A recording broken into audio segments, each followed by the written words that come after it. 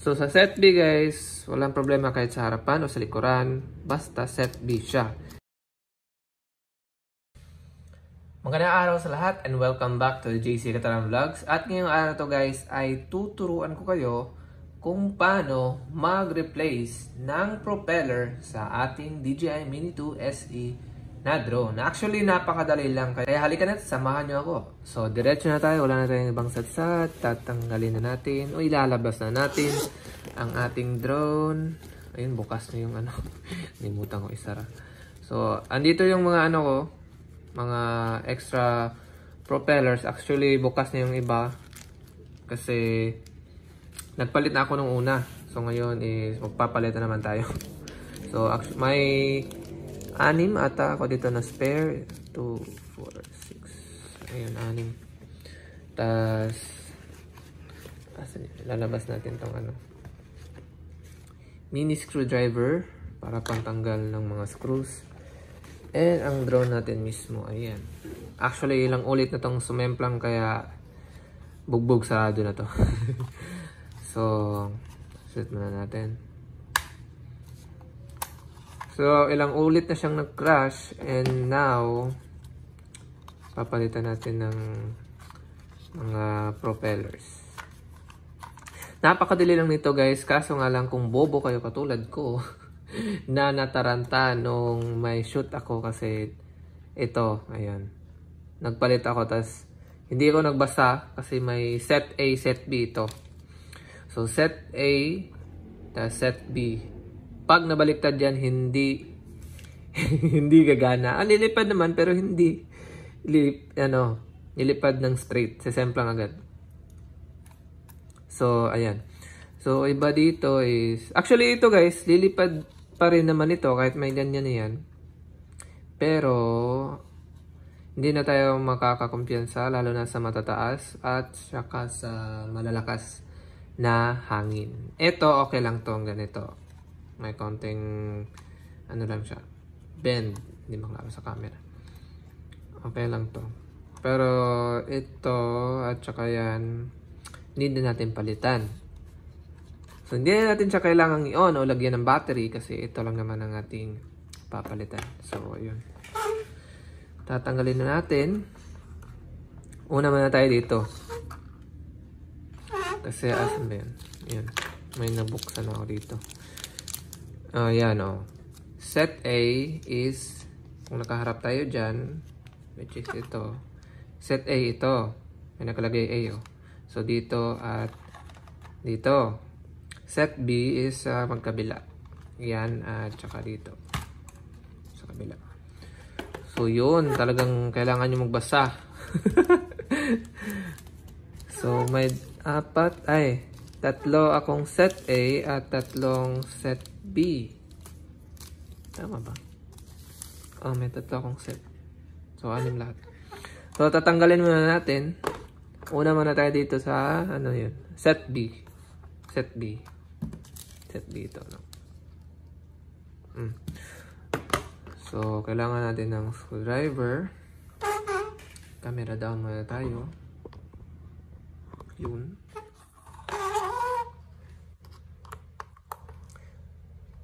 Actually, napakadali lang nito guys. Kaso nga lang, kailangan mo talagang magbasa. Nung kwento ko sa inyo nung nag-shoot ako ng isang wedding. Tapos, ayun na. Sinushoot na.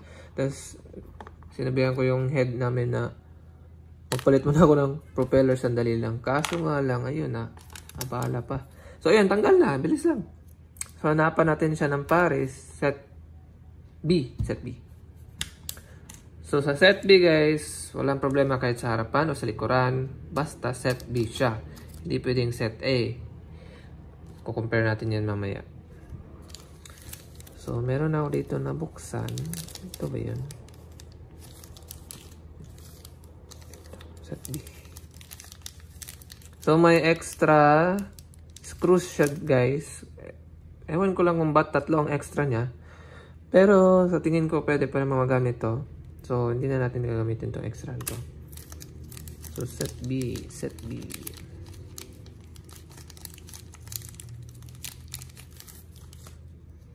Ayun, fresh na fresh pa. So, tignan natin. Ayan, magkatulad talaga sila. Magkatulad yung dalawa, guys. Tulad ito. Ayan, katulad. So, yun, lalagayan natin.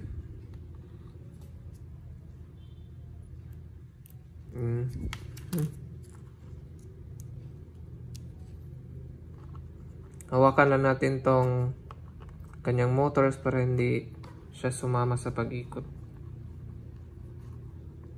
Tas talagang i-check nyo guys bago kayo magpalipad, lalo na bago kayong palit, na talagang mahigpit yung pagkakascrew.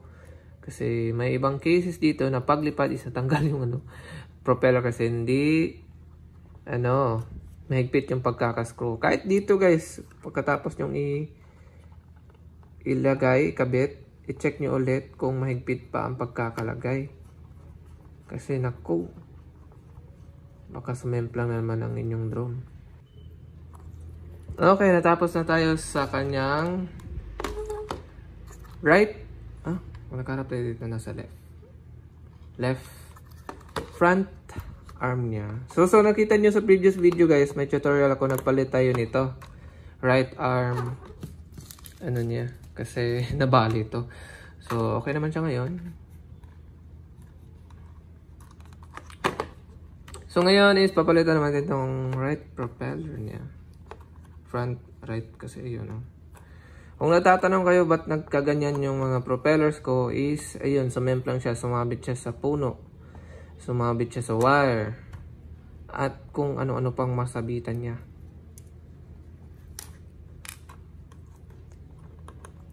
Buti na lang hindi nabali ulit yung arm. Kasi napaka na naman.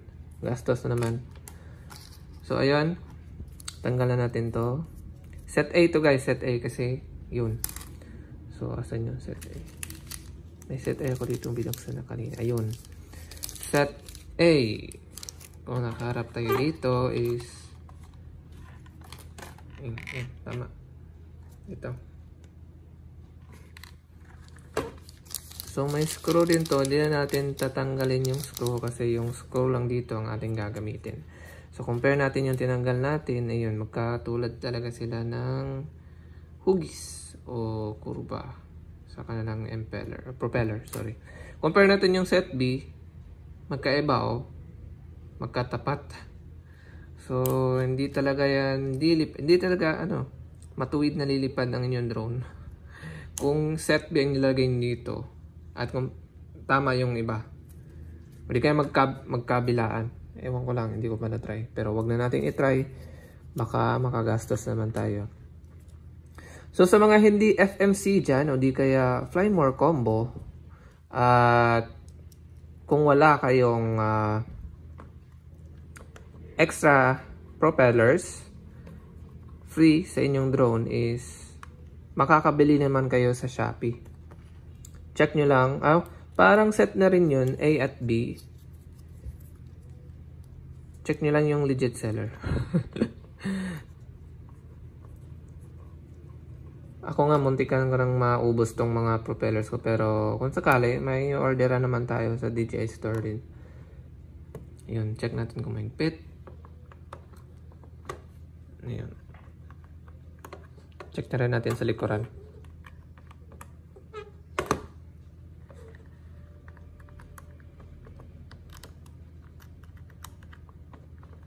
Okay, mahigpit naman at ayan, napalitan na natin ng propellers ang ating DJI Mini 2 aircraft na drone. SA nga pala. SA lang to ha. Dito yung talaga. Mini 2.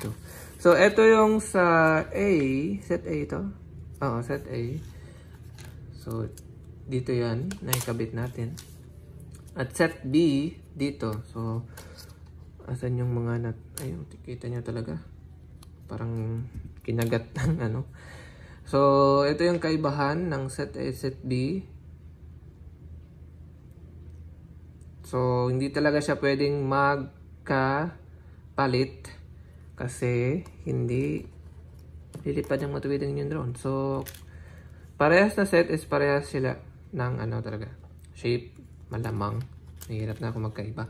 So ayan, ganun lang kadali magpalit ng DJI Mini 2 SE propeller sa ating drone. Tama ba yung pagkasabi ko? So ayun, ganun lang kadali guys. Pang-abangan sa next video ang iba pang tutorial sa ating DJI Mini 2 SE na drone, and sana ay nagustuhan nyo at may natutunan kayo dito sa ating pag-tutorial kung paano pagpalit ng ating propellers.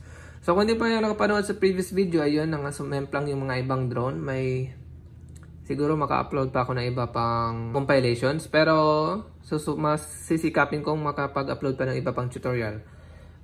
So kung hindi nyo pa napanood yung iba pang tutorial kung saan nagpalit ako ng arm at nag-shoot ako ng quick shots, nag-check ako ng mga kakalanganan natin i-check bago magpalipad, and kung paano magpalipad is diretso na kayo sa ating iba pang mga video. Lalagay ko na lang yung link sa description below.